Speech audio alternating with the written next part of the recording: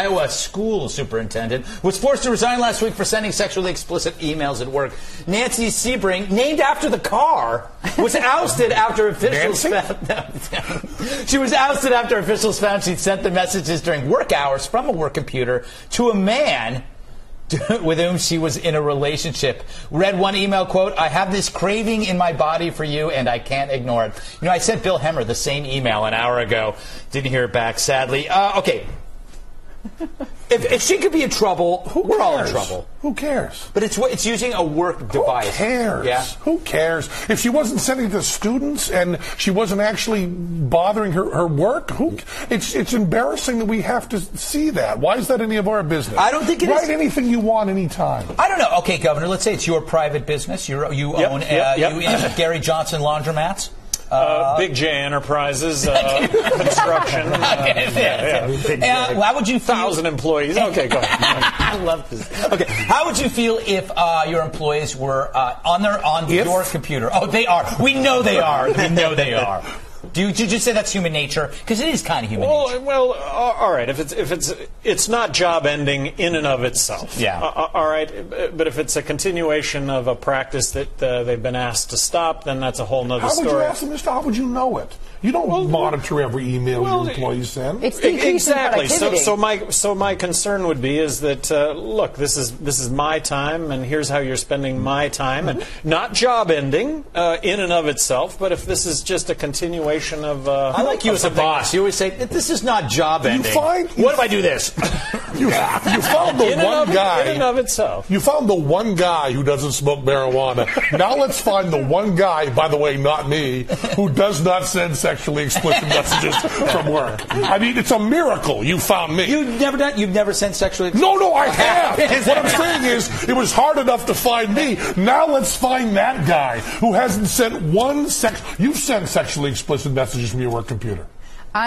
Wasn't a question. I'm pleading the fifth. I have a right to remain silent. For the yes. Another way of saying yup.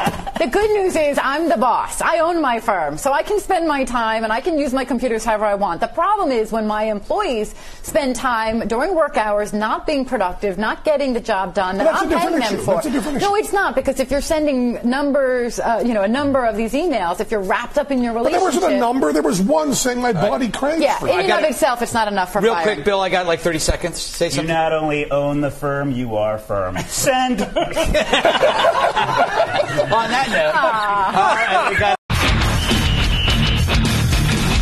Welcome back. Let's find out if we got anything wrong so far. For that, we go to TV's Andy Levy. Hey, Andy. Hey, Greg. How are you? I'm doing great, thanks. Excellent. Hey, I want to make it clear off the bat to all the kids watching at home.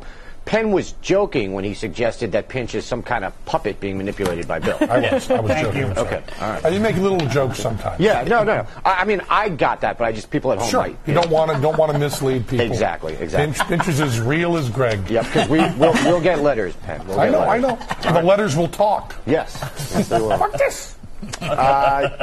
Disney to stop allowing ads for junk food during its kids programming. Greg, you referred to this as the Sugar Smack Smackdown? Yes. Of course, what we grew up with as Sugar Smacks, now Honey Smacks. I know. Travesty. Yeah. Can't call it what it is anymore. And apparently for a brief time in the 90s, they were just called Smacks. Yes. I'm not making, that's not a joke. Yeah. Oh, okay. I didn't know that. Smacks. I discovered that, yeah. Yes. Bill blames that for that weird habit he developed in the 90s. My mom always gave me smacks. Yeah.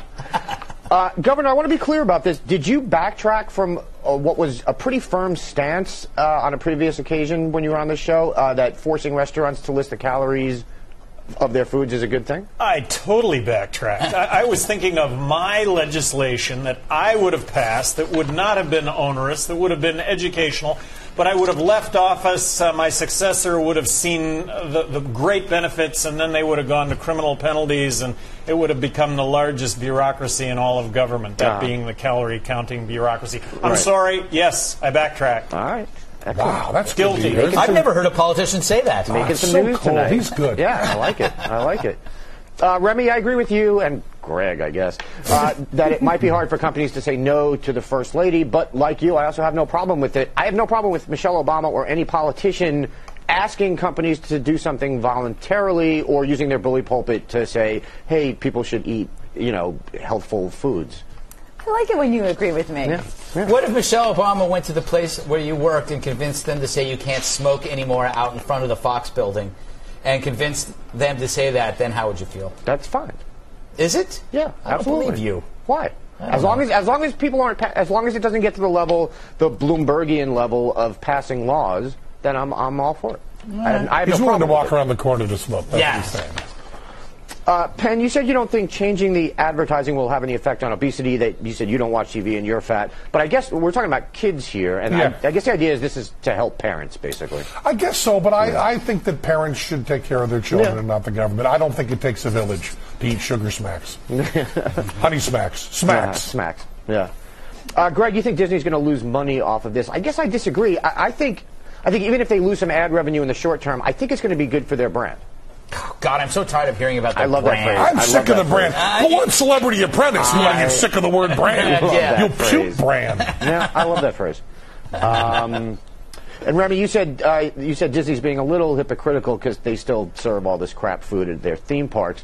But in fact, as the New York Times reports, along with the advertising thing, Disney also said today or yesterday that it's going to offer healthier foods. For instance, they're going to reduce sodium by 25% in the 12 million children's meals they serve every year. You know what? I don't buy it. They might make some really minor changes. They're still going to sell funnel cakes and cotton candy. Yeah, and they are. The overpriced sodas. I don't think they sell funnel cakes. And I'm not sure if that's a bad thing, but don't hold yourself out Right. as like some healthy brand and then make a killing on the back end when the kids come to the park. I don't On the think there other are funnel hand- case to Disney. Also on record. Yeah, I don't think there are. I There's haven't no been candy to. either. There might be cotton candy during the parade. I don't Maybe know. over in that haven't- New Orleans area, there's Yeah. funnel cakes. I could be wrong. I haven't been to Disney World since I think I was about 4, and I don't plan on going. But I was there a couple years ago, and I can distinctly not remember cotton candy. I or funnel remember, cake. I remember that was- looking for funnel cakes and not being able to find them. Greg, if you recall, when we were there a couple of years ago, since then we haven't been allowed back. Yeah, well, that, we went during that special weekend, that Yes. weekend celebration. Absolutely. Yeah. Yeah.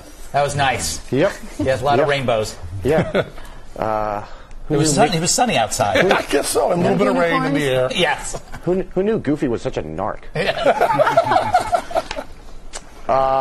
Penn, you asked about putting extra sugar on Frosted Flakes. Do you ever pour just a ton of sugar on your cereal so that when all the cereal's gone, you just have the the sugar at the bottom and the sugar mush with the milk. the milk is so Greatest good. thing in the world. So good. And I always wondered if I would ever, when I was a grown-up, I promised myself I would just put sugar in a bowl and put milk on it and eat it. And I didn't keep that promise to my 12-year-old self. It's not too Maybe late. tonight. It's not too late. Did you ever when you bought the little mini servings? Did you actually pour milk in the boxes? I did once to see if it worked. It doesn't work. Well, does it? It doesn't work.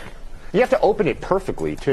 Yeah, I guess it's now it's true. in little bowls or whatever. Also, perforations with nail perforations don't ever work. They never. That was exactly. a lie. That's an advertising lie. The little dotted line. Yeah, they yeah. never had a real indention there. It was But all. It didn't work. Plus, even if you got through that indention, you had that cellophane. the papery cellophane. Yeah, what was it? It was wax paper. Yeah, which you could Wax paper, which you can't cut wax paper evenly with your thumbnail. Nope. Who could do that? And you know what? Let's not even Maybe Gary Johnson. get me started on Captain Crunch. Captain Crunch, greatest cereal ever made, but always cutting the roof of your mouth. Yeah, the Blue Man Group did a bit where they bit Captain Crunch in beat with the music with microphones up there, and I told them when I saw the show off Broadway, that's going to cut your gums up, and then you'll get infected, and then eventually you'll die.